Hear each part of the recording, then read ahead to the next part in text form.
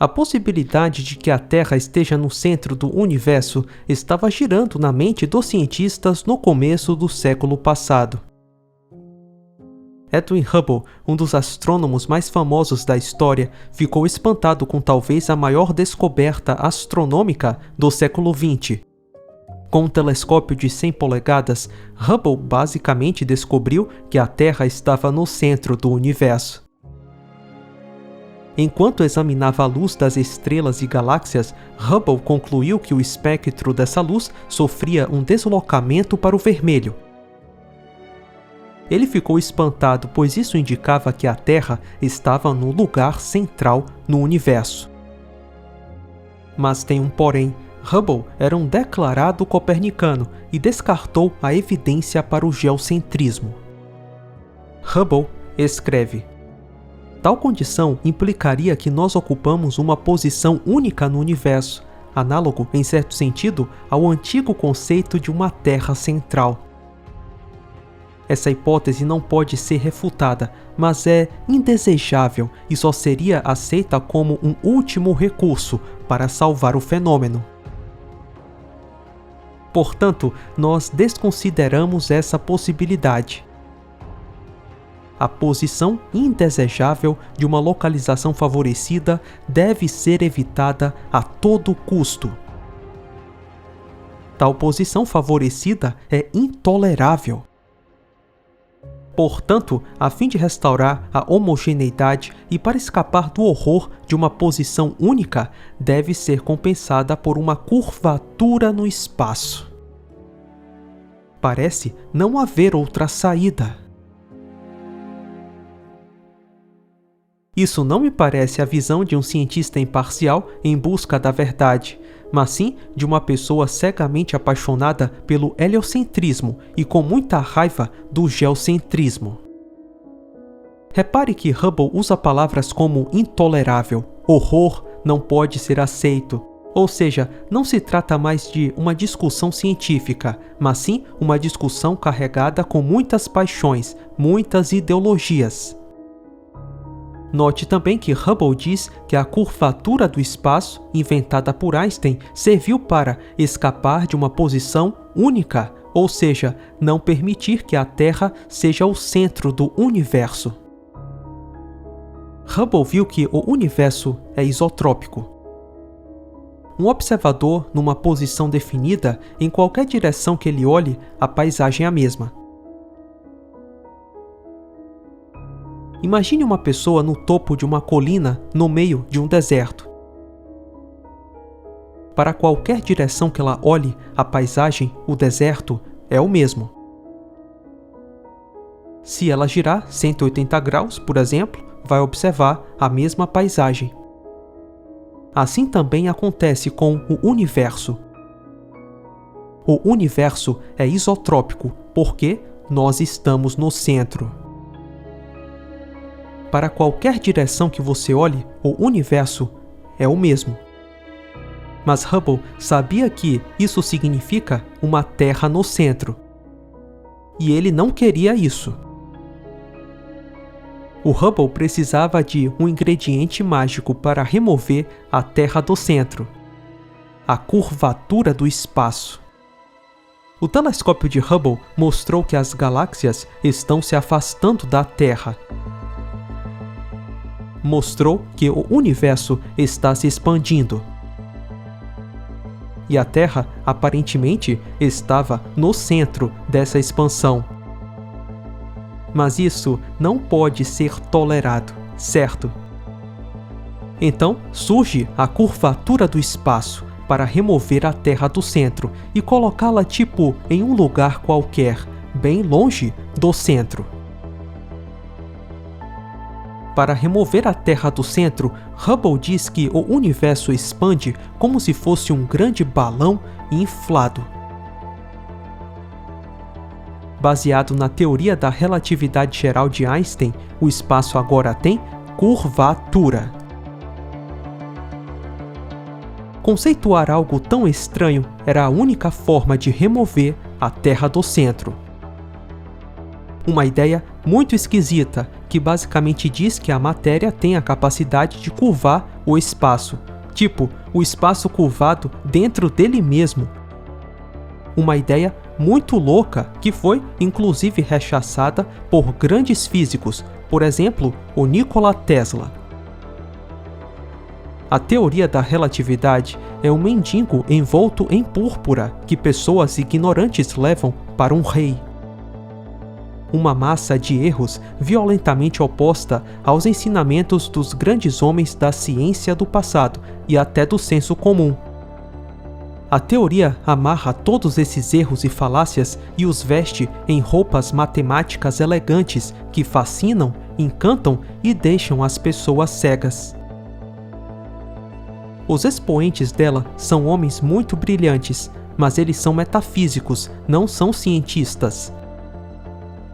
Nenhuma só proposta da teoria da relatividade foi provada. Então, como uma teoria tão ruim, tão falaciosa, cheia de coisas absurdas, consegue sobreviver até hoje? Muitos cientistas, principalmente cosmólogos, não escolhem seus modelos baseados em critérios científicos, mas sim em critérios filosóficos. O gosto. Stephen Hawking escreve: todas essas evidências de que o universo parece o mesmo em qualquer direção que olhamos pode parecer sugerir que há algo especial sobre o nosso lugar no universo. Em particular, pode parecer que, se observarmos que todas as outras galáxias se afastam de nós, então devemos estar no centro do universo. No entanto, existe uma explicação alternativa. O universo pode parecer o mesmo em todas as direções, visto de qualquer outra galáxia também. Não temos nenhuma evidência científica a favor ou contra essa suposição. Acreditamos nisso apenas por motivos de modéstia. Vou repetir, acreditamos nisso apenas por motivos de modéstia. Incrível, não? Ele admitiu que não existem provas de que a Terra não esteja no centro. Porém, é do gosto dele que ela não esteja, apesar das evidências mostrarem que a Terra está no centro do universo.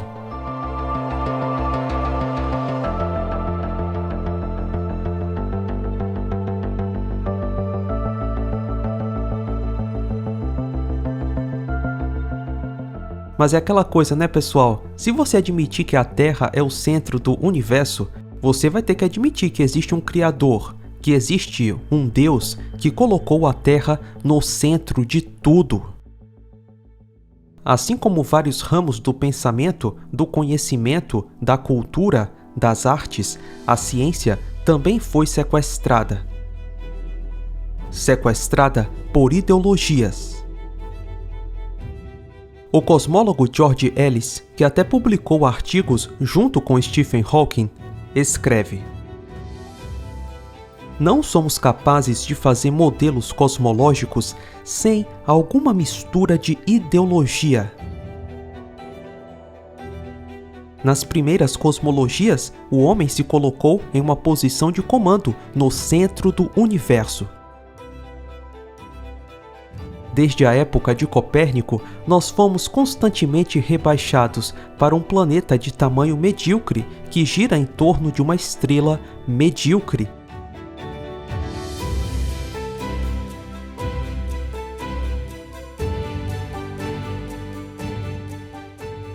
Na borda externa de uma galáxia medíocre.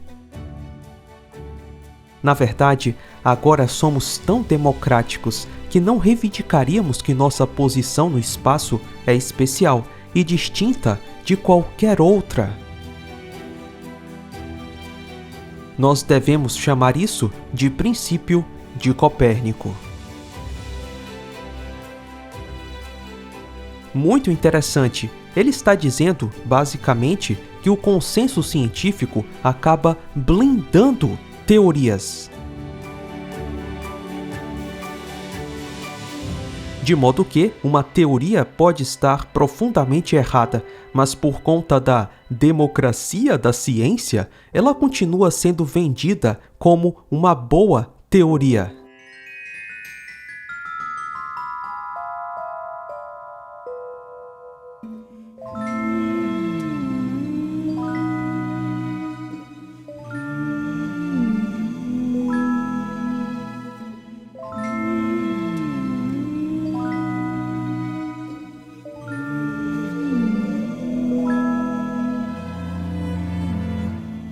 Vejam, a imagem medieval do cosmos mostrava o céu tal como visto desde a Terra. Portanto, tal como visto desde um centro de observação, que era o lugar onde o observador estava, que era a Terra. O sistema copernicano descreve o céu desde que ponto de vista?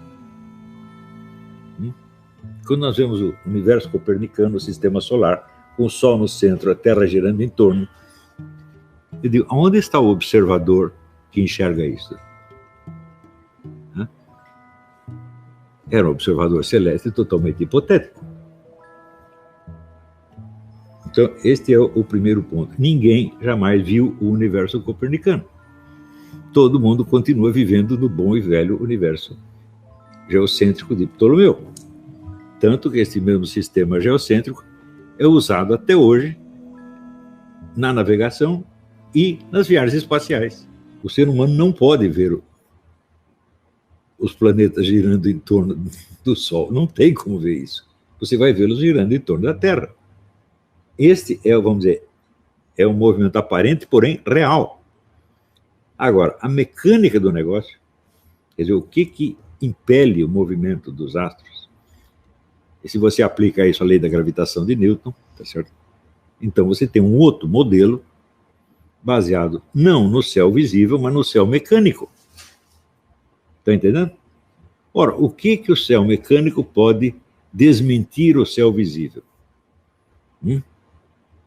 Se as forças físicas fazem os planetas girarem em torno do Sol, isso impede que, vistos desde a Terra, eles continuem girando em torno da Terra? De maneira alguma. Então, a confusão, vamos dizer, do panorama visível com o esquema mecânico, para mim, foi um dos grandes desastres intelectuais da história humana, do qual nós não nos refizemos até hoje.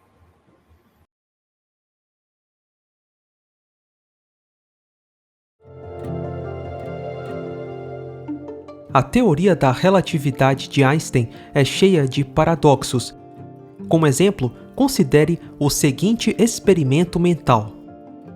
Imagine que você esteja viajando à velocidade da luz e que durante a sua viagem você liga uma lanterna. O feixe de luz da lanterna também viaja à velocidade da luz, a mesma velocidade com que você está viajando.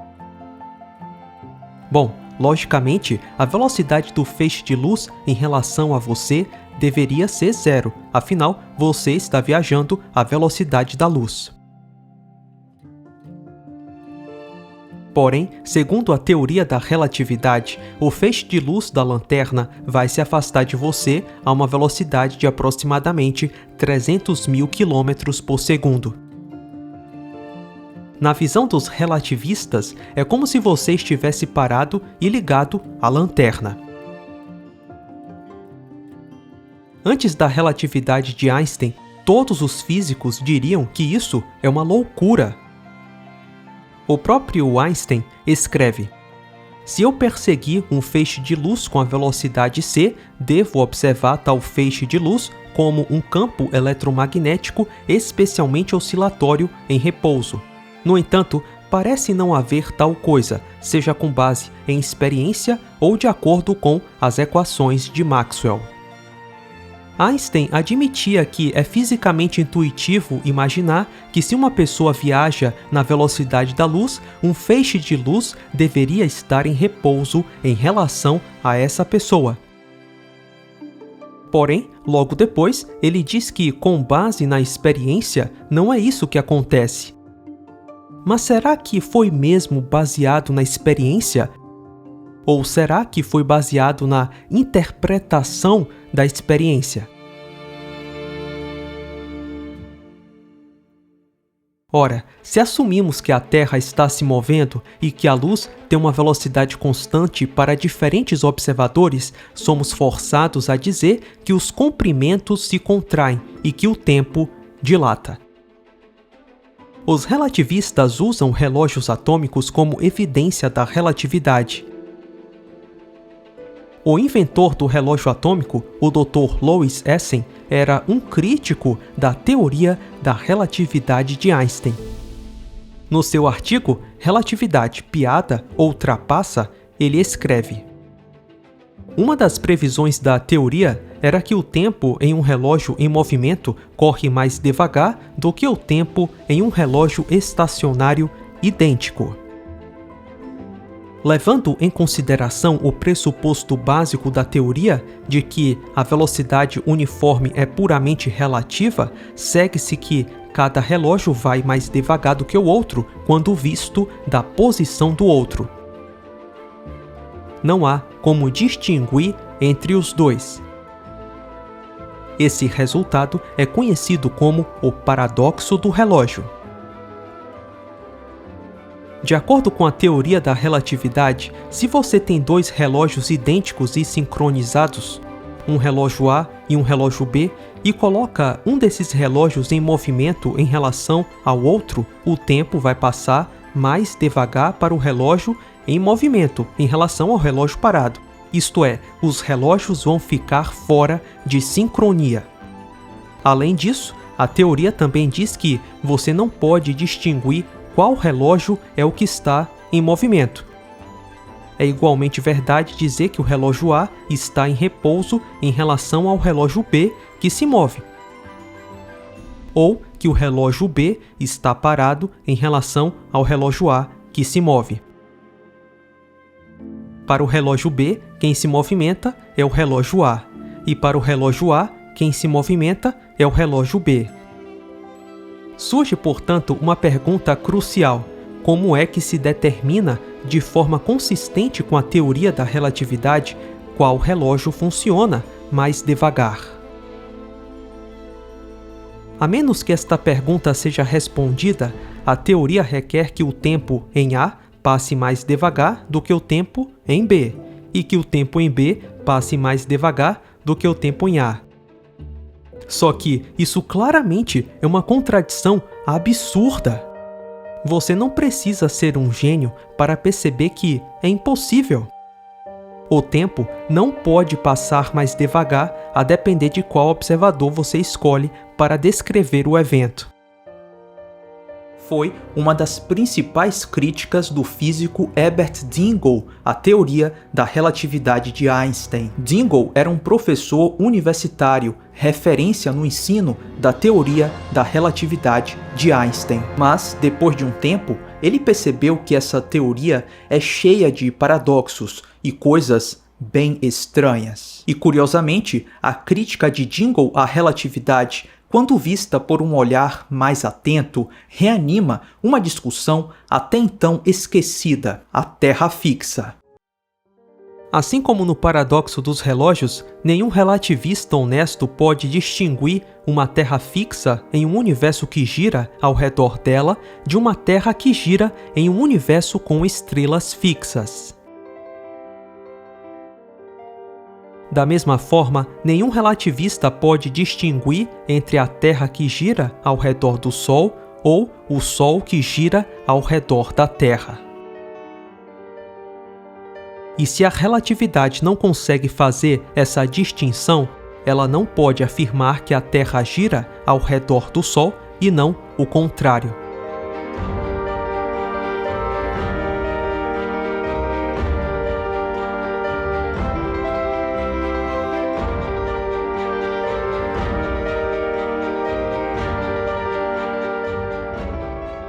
Pode-se supor com a mesma legitimidade que a Terra está fixa e o universo inteiro está se movendo. As equações são as mesmas. Na verdade, do ponto de vista da relatividade, a escolha do referencial é arbitrária. Naturalmente, é mais simples assumir que o universo é fixo e a Terra está se movendo. Mas as duas maneiras de falar sobre o movimento relativo da Terra são duas maneiras de dizer a mesma coisa.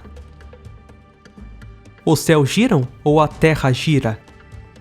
A pergunta não tem sentido.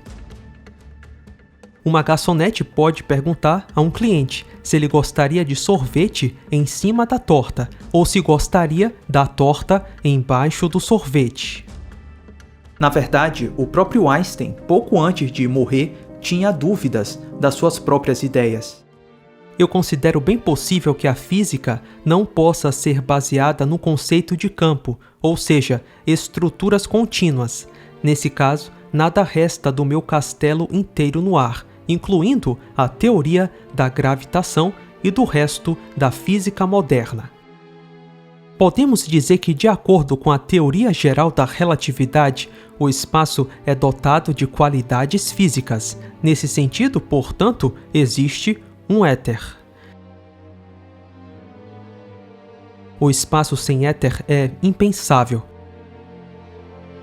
pois em tal espaço não haveria propagação da luz, mas também nenhuma possibilidade da existência de padrões do espaço e tempo, nem, portanto, quaisquer intervalo de espaço-tempo no sentido físico. Mas esse éter não pode ser considerado como dotado da qualidade característica de um meio ponderável. Num dado momento, o éter é descartado. Depois, ele volta como algo abstrato, a curvatura do espaço-tempo. Uma teoria cheia de paradoxos e coisas, no mínimo, esquisitas. Se é essa teoria que desbancou a Terra fixa, então que bom para a Terra fixa.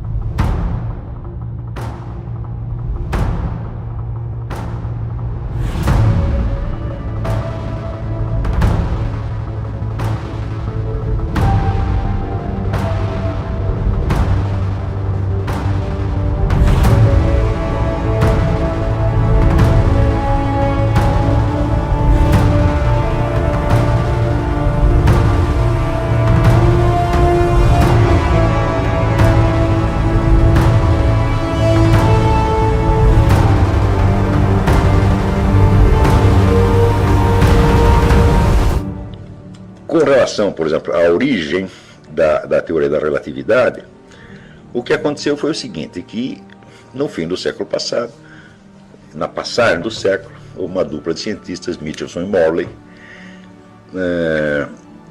que disseram o seguinte: olha, se de fato a Terra se move em volta do Sol, então deve haver diferenças, né, na velocidade da luz em vários pontos da Terra, conforme as várias estações do ano. E eles mediram isso milhares e milhares e milhares de vezes e viam que não mudava nada. Então, das duas, uma. Ou a Terra não se move, ou é preciso modificar a física inteira. Então, o cidadão chamado Albert Einstein viu isso e achou que era preferível modificar a física inteira, né, só para não admitir que não havia provas do heliocentrismo. Então ele fez um arranjo, e esse arranjo implicava, então, várias noções muito estranhas, como a da curvatura do espaço, que é um conceito que até hoje eu não entendi, tá certo? Quer dizer, como é que você acha que o espaço ocupa um lugar dentro do espaço? Uma coisa que não ocupa um lugar dentro do espaço não pode ser nem curva nem reta, tá certo? Então, se você disser o espaço curva tudo o que está dentro dele, fala, bom, ainda é possível, mas que o espaço em si mesmo seja curva é uma noção que me parece um pouco esdrúxula. Né? Mais ainda a noção de que pessoas que viajassem através do espaço teriam várias idades ao mesmo tempo, e várias outras coisas muito, muito esquisitas, que nunca foram provadas, tá certo? Mas que eram intelectualmente muito elegantes e que, de algum modo, salvavam as aparências, tá certo? Então, o fato é que no confronto entre geocentrismo e heliocentrismo não existe nenhuma prova definitiva de um lado nem do outro, e você pode usar um sistema de referência como pode usar o outro, mas se você insinuar que a Terra não se move, que ela é o centro, as pessoas vão internar você imediatamente. Nenhum experimento óptico é capaz de detectar os movimentos de rotação e translação da Terra. Para explicar os experimentos ópticos que não detectavam o movimento da Terra ou do éter, se falava em coisas como dilatação do tempo e contração do espaço, mesmo antes de Einstein. Experimentos ópticos que, com dadas interpretações, sugerem uma Terra imóvel no espaço. Odsagnac, Fresnel, Hooke, Fizeau e principalmente o de Michelson.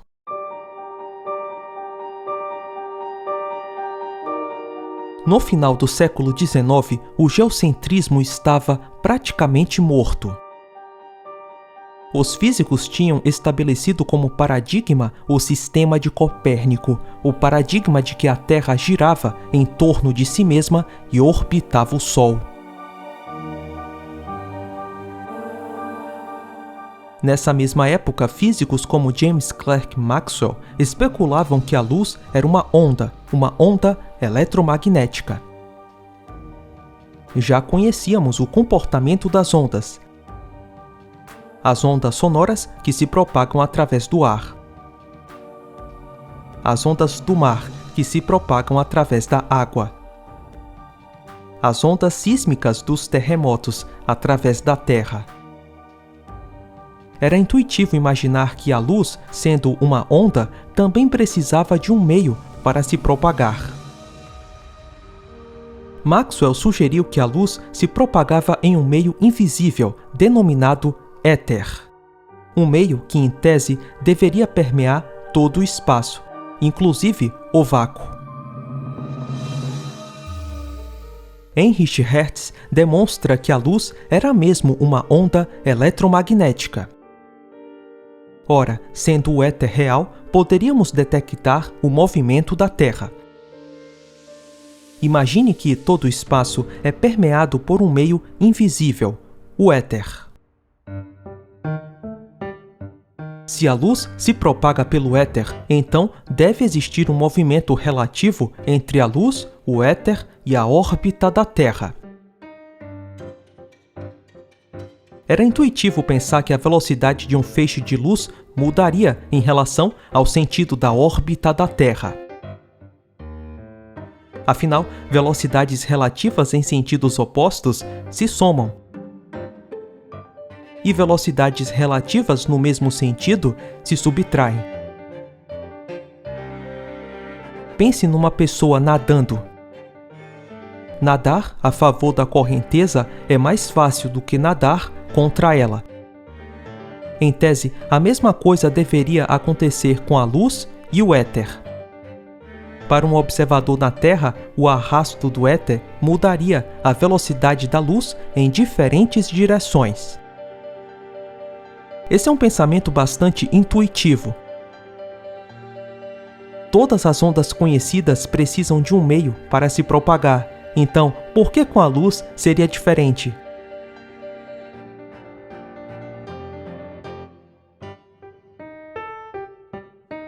Através de experimentos ópticos, os físicos esperavam encontrar uma comprovação irrefutável do meio em que se propaga a luz.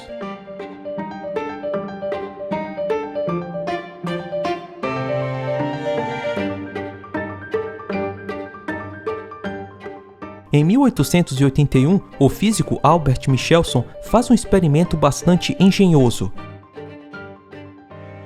A ideia era dividir um feixe de luz em dois feixes com direções perpendiculares. Esses feixes são então refletidos de volta e recombinados em uma chapa fotográfica, produzindo franjas.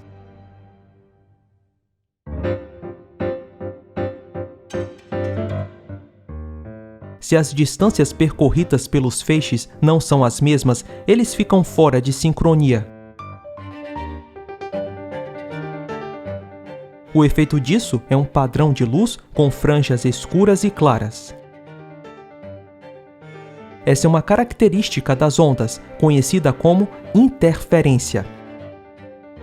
É por isso que o aparelho do experimento se chama interferômetro. Ele produz uma interferência nos feixes de luz. Aqui está um desenho do interferômetro de Michelson. A base era giratória. Michelson girava os espelhos para analisar se a direção do feixe em relação ao éter e ao movimento da Terra iria produzir alguma mudança nas franjas. Michelson acreditava que iria detectar deslocamentos na franja quando girasse os espelhos.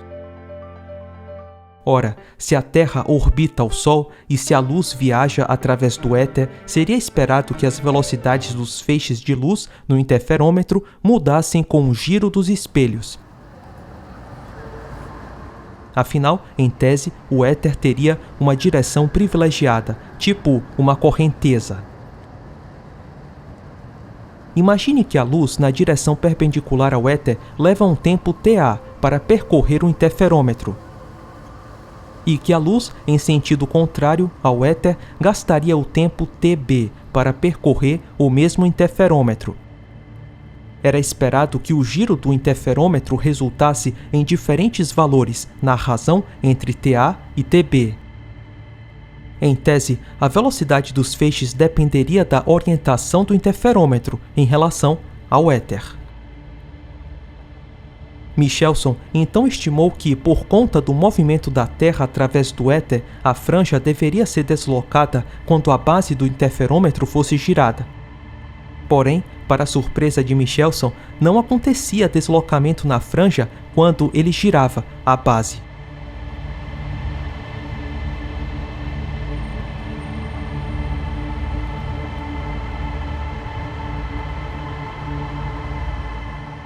Michelson escreve: a interpretação desses resultados é que não há deslocamento das bandas de interferência. Essa conclusão contradiz diretamente a explicação que até agora tem sido geralmente aceita e que pressupõe que a Terra se mova através do éter.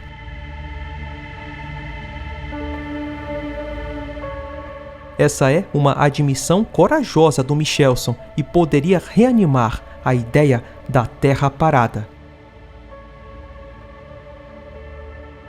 A conclusão do experimento de Michelson não é a inexistência do éter, mas sim que a Terra não se movimenta através dele. Michelson faz um novo experimento, agora com a ajuda de Morley. Michelson e seu colega Morley criaram um interferômetro mais preciso.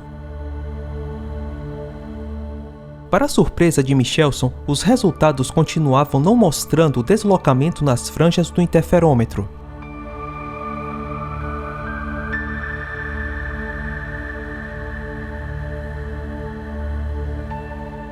Não havia deslocamento nas franjas que justificasse uma Terra viajando no espaço através do éter. Mesmo que o éter fosse estacionário e não uma correnteza, o movimento de translação da Terra, em tese, poderia criar um tipo de arrasto no éter.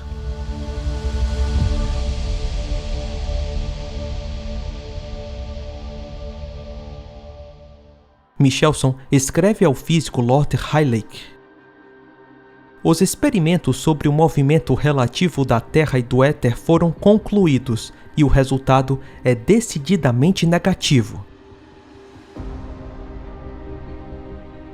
Henri Poincaré, um dos físicos mais respeitados no mundo na época, comparou esses resultados a uma crise na física.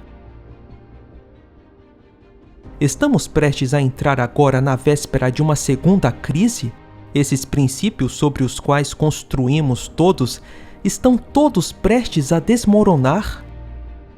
Infelizmente, tais são os resultados indubitáveis do experimento de Michelson. Por que Poincaré foi tão dramático? A primeira crise que ele cita é uma referência à revolução de Copérnico, a revolução que fez a Terra se movimentar no espaço.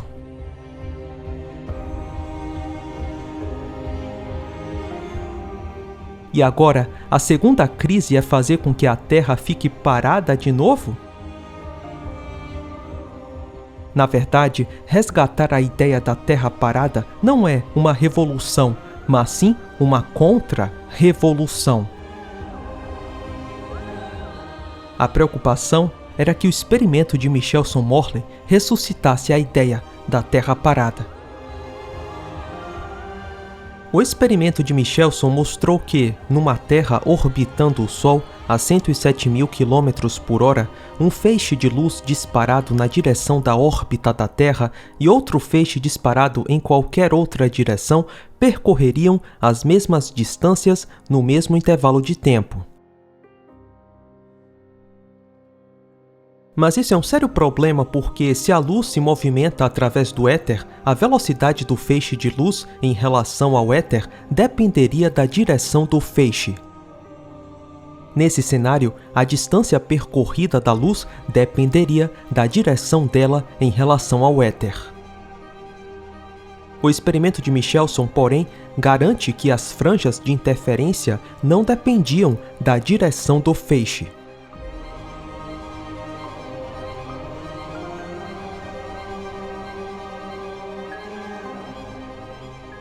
Michelson também esperava que as franjas do interferômetro se deslocassem em diferentes momentos do ano por causa da translação da Terra.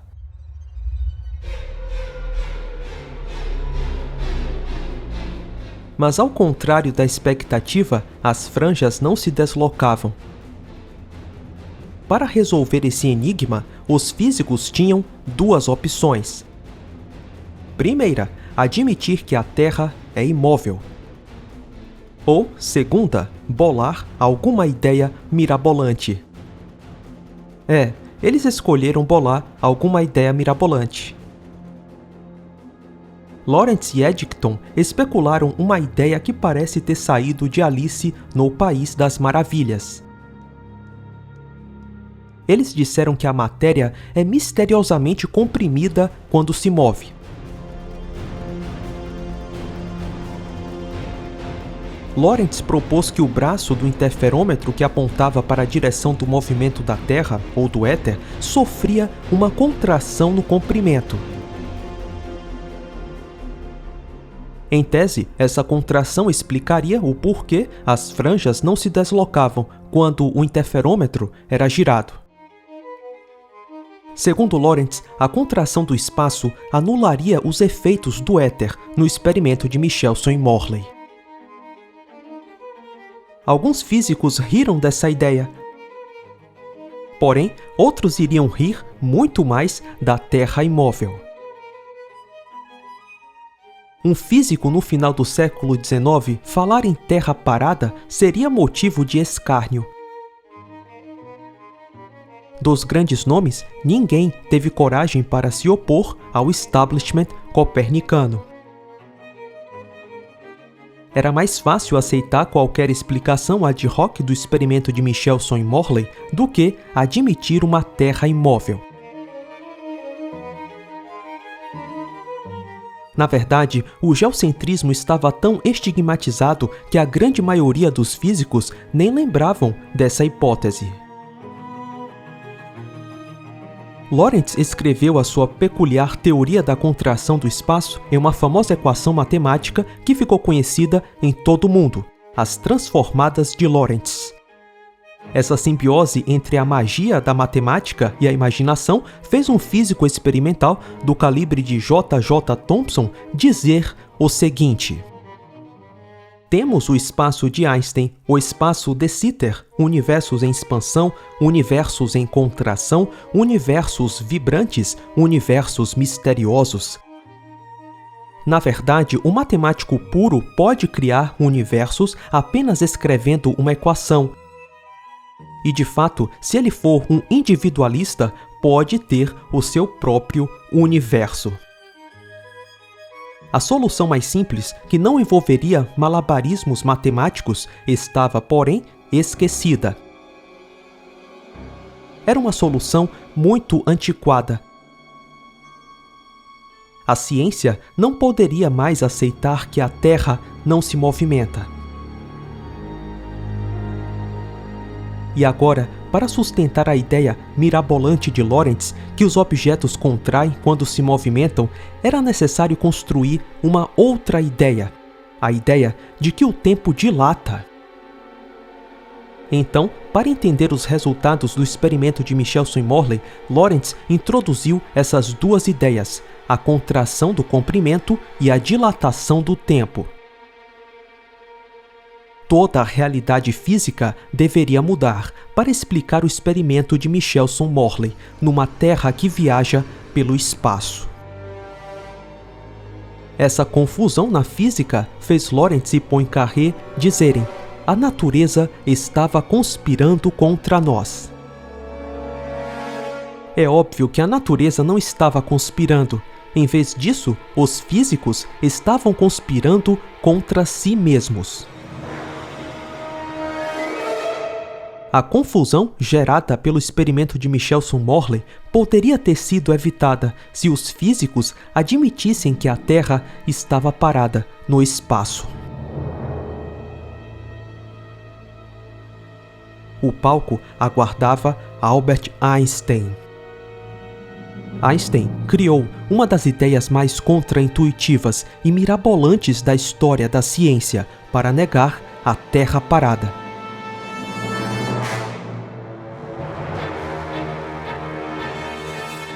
A relatividade de Einstein ganhou o jogo. Aparentemente, não tivemos uma resposta melhor.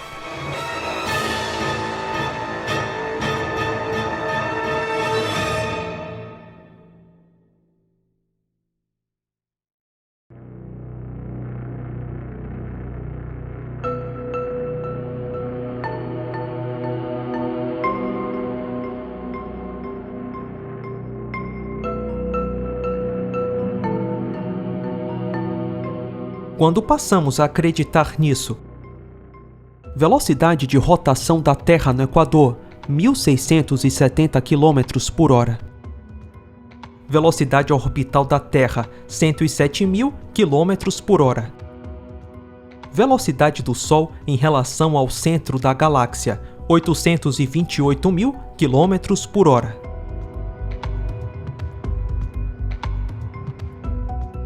A Via Láctea, onde a Terra está, gira ao redor de um grande atrator. Essa velocidade é de cerca de 2 milhões de quilômetros por hora. Em relação a esse grande atrator, a Terra estaria, portanto, viajando no espaço a uma velocidade de quase 3 milhões de quilômetros por hora.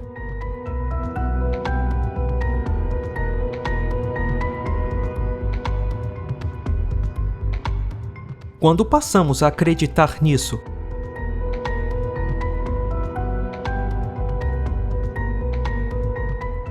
a cosmologia moderna adotou um princípio chamado princípio de Copérnico.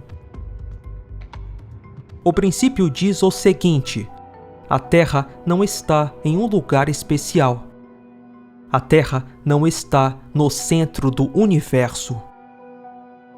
Muitos cosmólogos afirmam que a Terra é só um planeta qualquer. I am just another speck of sand. And the Earth, really, in the cosmic scheme of things, is another speck. And the Sun, an unremarkable star, nothing special about the Sun. The Sun is another speck. And the galaxy is a speck. I'm a speck, on a speck, orbiting a speck, among other specks, among still other specks, in the middle of specklessness. I am insignificant, I suck! Eles até dizem que nosso universo é só mais um entre infinitos universos. So we're nothing but a soap bubble floating in a bubble bath of soap bubbles. And so, in some sense, the multiverse can be likened to a bubble bath. Eles dizem que somos uma poeira perdida no espaço. O Sol é uma estrela comum e até mesmo medíocre. Nossos ancestrais veneravam o Sol e eles estavam longe de ser tolos. É de bom senso reverenciar o Sol e as estrelas, porque nós somos seus filhos. O astrônomo Carl Sagan certa vez falou: "Vivemos num planeta insignificante, perdido na galáxia." O princípio de Copérnico é o princípio da mediocridade. O princípio de que não somos especiais. Porém, nós nunca vimos absolutamente nada como a Terra. O sorriso de um bebê. As luzes da cidade. A música de uma sinfonia. A arte de uma pintura. Se não somos especiais, então o que é especial? Ptolomeu estabeleceu um sistema astronômico com a Terra no centro. Os planetas giram ao redor de uma Terra parada e fazem epiciclos. Por mais de 1000 anos, o sistema de Ptolomeu foi a base da astronomia e dos calendários. E funcionava razoavelmente bem, até a chegada de Copérnico. Copérnico desenvolveu a ideia que é a base da astronomia moderna, a ideia de que a Terra se movimenta no espaço. A Terra deixou de ser o centro e o Sol tomou o lugar dela. O mundo não é mais geocêntrico, ele passou a ser heliocêntrico. A Revolução Copernicana tirou o homem do seu lugar especial no universo, o centro. Mas nem todos concordavam com Copérnico. O grande astrônomo Tycho Brahe desenvolveu um novo sistema geocêntrico. Obviamente, no sistema de Tycho, a Terra continuava no centro, mas os planetas agora orbitavam o Sol e o Sol orbitava a Terra.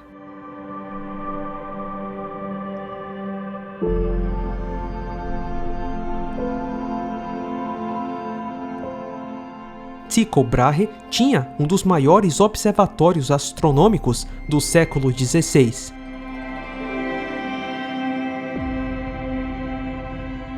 Ele contratou o astrônomo Kepler para trabalhar com ele. Quando Tycho morreu subitamente e misteriosamente, Kepler pegou todos os dados astronômicos que Tycho coletou durante décadas. Kepler usou esses dados para criar o seu próprio sistema astronômico.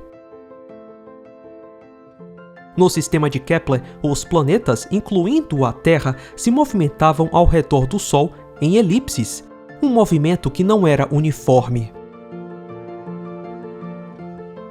Na verdade, os 4 sistemas, o de Ptolomeu, o de Copérnico, o de Kepler e o de Tycho conseguem explicar igualmente várias observações astronômicas.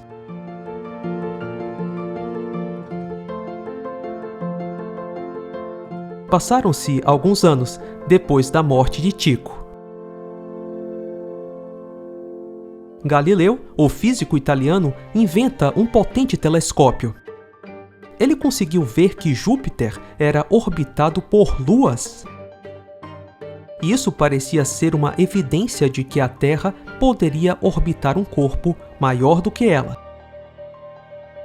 Nos seus últimos momentos de vida, Galileu rejeitou a ideia de que a Terra orbitava o Sol. No fim da vida, ele negou o sistema heliocêntrico que defendeu por mais de 30 anos. Um ano antes de morrer, Galileu responde uma carta do seu amigo Francesco Rinuccini. Rinuccini tinha escrito para Galileu sobre as descobertas do movimento de paralaxe das estrelas feitas pelo astrônomo Giovanni Pieroni. Rinuccini e Pieroni acreditavam que a paralaxe das estrelas era uma prova do heliocentrismo. Rinuccini escreve para Galileu: Ilustre Excelência, o senhor Giovanni Pieroni me escreveu nos últimos meses, contando como ele havia claramente observado com uma óptica instrumentar o movimento de alguns minutos ou segundos nas estrelas fixas, mas com apenas aquele nível de certeza que o olho humano pode atingir em observar um grau. Tudo isso me proporcionou o maior prazer, testemunhar tal argumento conclusivo para a validade do sistema copernicano. No final da carta, Rinuccini apresenta um questionamento a Galileu sobre o sistema copernicano e pede que Galileu responda à sua dúvida. Galileu responde Rinuccini, dizendo: a falsidade do sistema copernicano não deve de forma alguma ser questionada, sobretudo não pelos católicos, pois temos a autoridade inabalável da Sagrada Escritura, interpretada pela maioria dos teólogos eruditos, cujo consenso nos dá certeza quanto à estabilidade da Terra, situada no centro, e o movimento do Sol ao redor da Terra.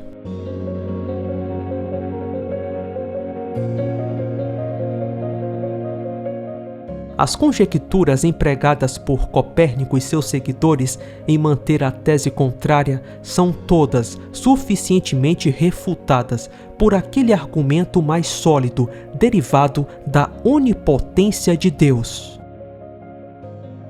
Deus é capaz de realizar de diferentes maneiras, de fato, em um número infinito de formas, coisas que, segundo a nossa opinião e observação, parecem acontecer de uma maneira particular. Não devemos tentar encurtar a mão de Deus e ousadamente insistir em algo além dos limites da nossa competência. Isso é absolutamente fantástico. Galileu morreu acreditando no geocentrismo.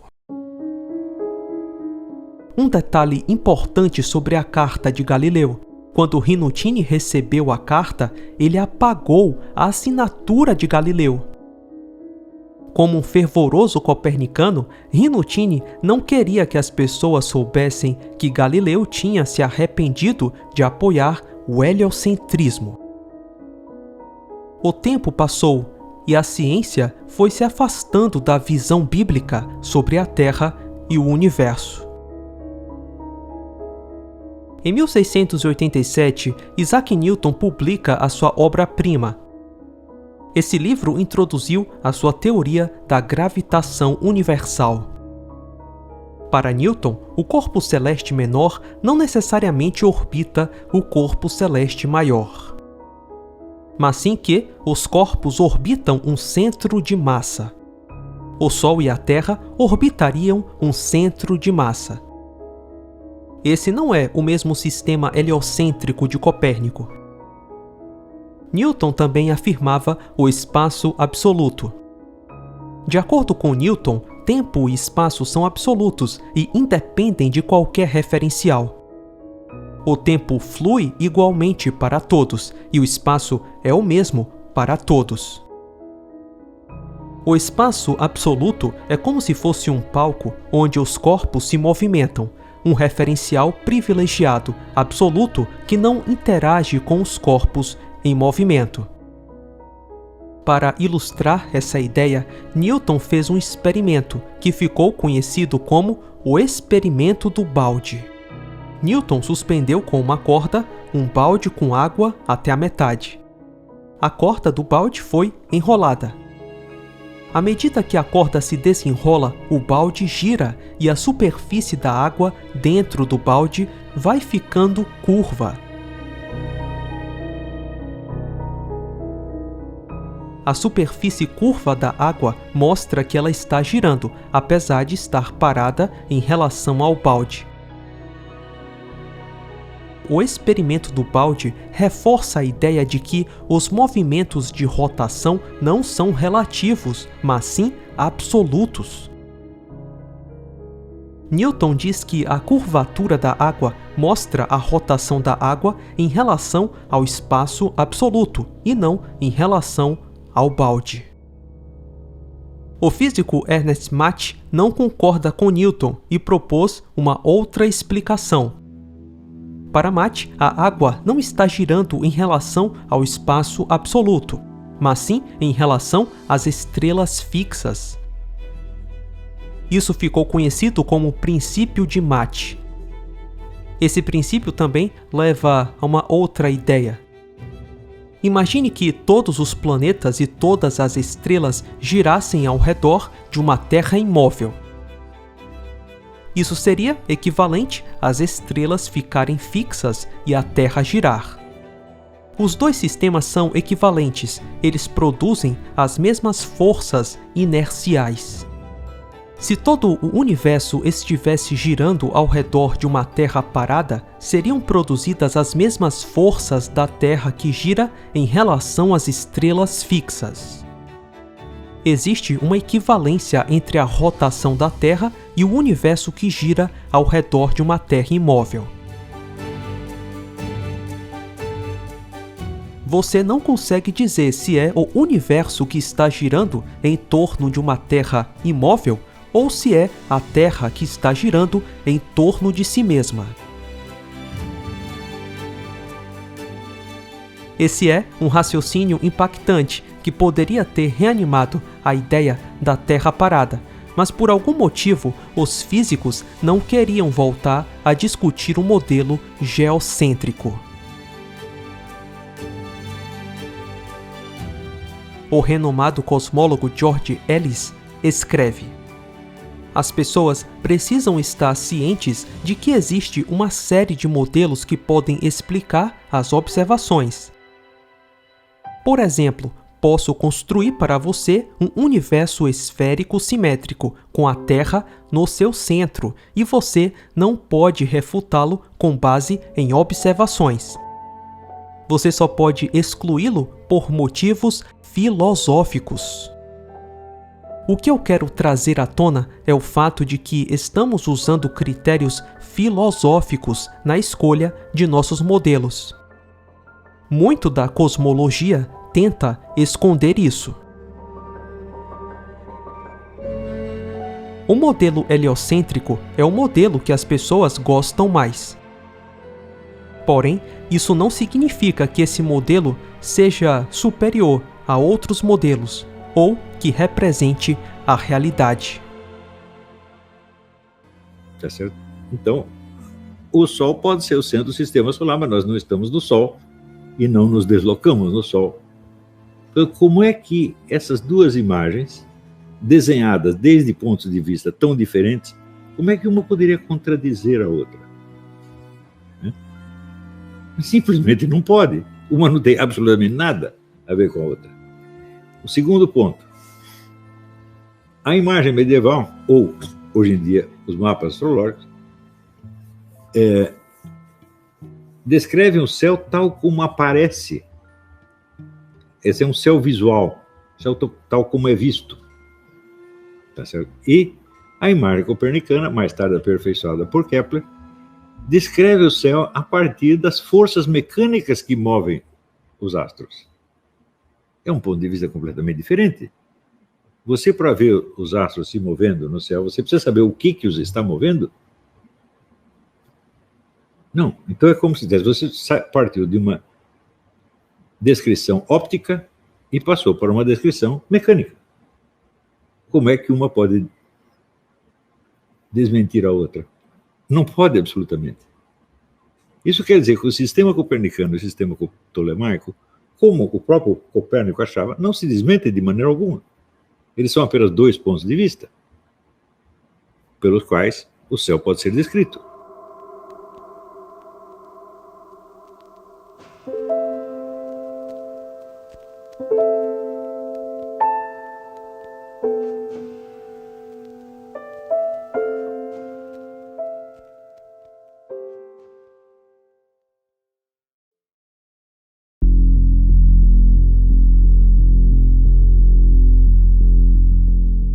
por todo o mundo, em universidades e museus, existem réplicas do pêndulo de Foucault. Esse movimento, dizem, é a maior prova da rotação da Terra. Será mesmo?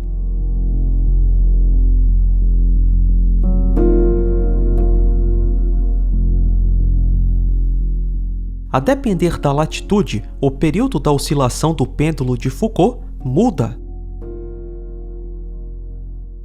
Por exemplo, no Polo Norte ou no Polo Sul, o pêndulo demora 24 horas para dar uma volta completa.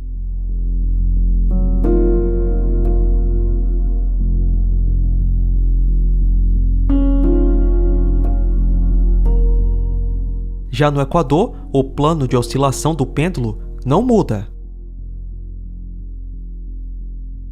Abaixo ou acima do Equador, o plano de oscilação do pêndulo começa a girar. No hemisfério norte, no sentido horário. E no hemisfério sul, no sentido anti-horário. Ok, imagine que essa base giratória representa a Terra girando. E você está no espaço, observando o pêndulo de Foucault no Polo Norte.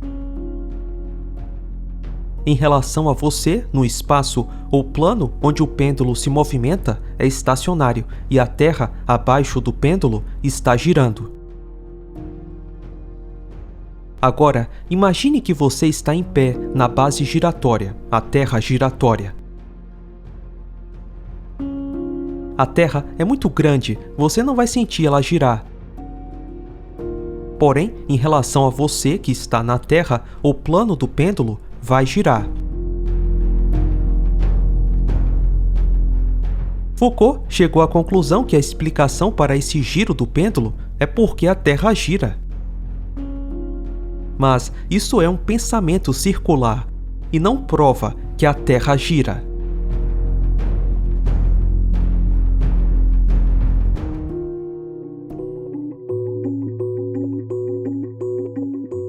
Afinal, é a Terra que está girando com estrelas fixas ou são as estrelas que estão girando ao redor de uma Terra estacionária?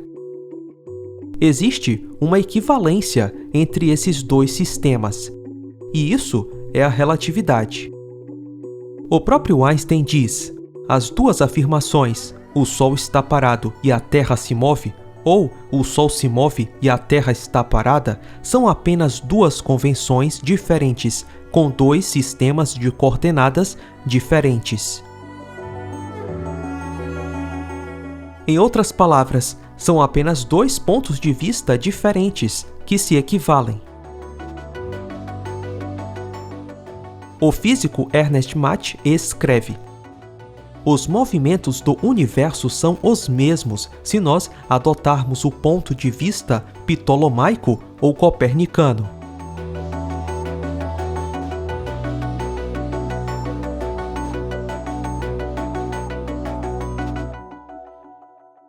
A força que move o pêndulo para mudar de plano no seu balanço em relação ao observador é a força de Coriolis. Só que a força de Coriolis não é causada apenas por uma Terra que gira. Ela pode ser causada também por um universo que gira ao redor de uma Terra imóvel.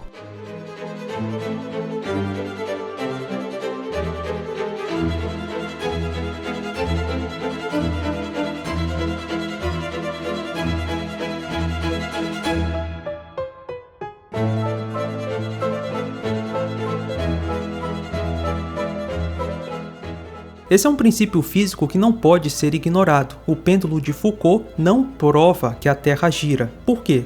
Porque a força de Coriolis, a força inercial que causa o balanço do pêndulo, pode ser explicada tanto na Terra parada, que o universo gira ao redor dela, quanto na Terra giratória com estrelas fixas. Então é evidente, observar o pêndulo de Foucault balançar não prova que a Terra gira, porque isso também acontece no modelo da Terra parada com o universo girando ao redor. Esse é o princípio de Mach, é um princípio físico.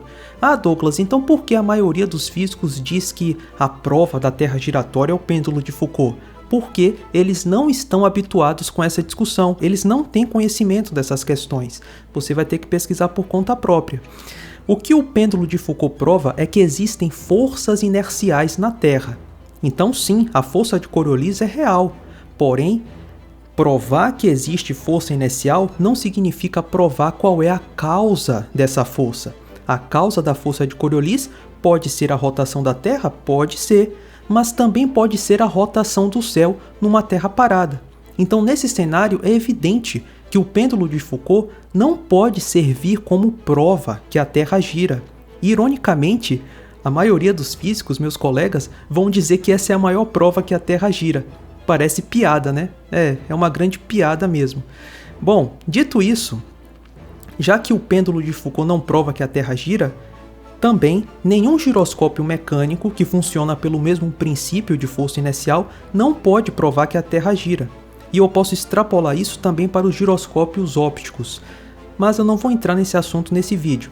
Vamos continuar falando sobre o pêndulo. Se alguém acelera uma casca pesada de matéria S e em seguida uma massa envolvida por essa casca experimenta uma força aceleradora. Se alguém girar a casca em relação às estrelas fixas em torno de um eixo que passa por o seu centro, uma força de Coriolis surge no interior da casca, ou seja, o plano do pêndulo de Foucault é arrastado. Nós podemos fazer uma analogia aqui. A casca que Einstein se refere é o universo que gira, e conforme gira, ele cria uma força na massa envolvida pela casca. Essa massa em questão é a Terra.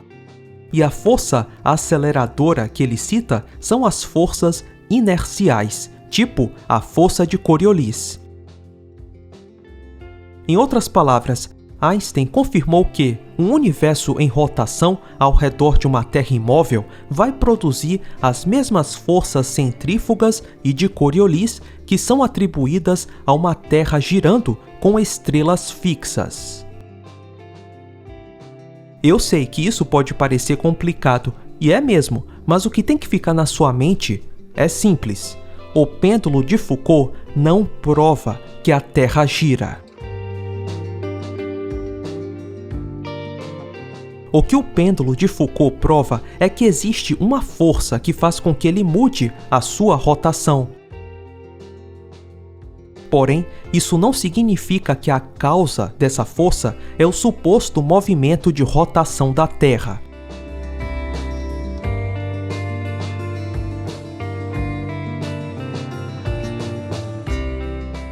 O pêndulo de Foucault sente a influência do movimento do céu. É conhecido que o pêndulo de Foucault apresenta um movimento estranho, anômalo, quando acontecem eclipses solares. No eclipse, o giro do pêndulo pode até ficar mais rápido.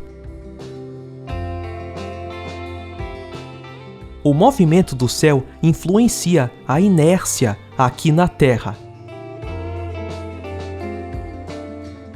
No meu ponto de vista, essa anomalia do pêndulo de Foucault durante o eclipse só confirma que o giro do pêndulo é causado pelo movimento do céu e não porque a Terra gira. Afinal, a Terra está parada e tudo gira ao redor dela.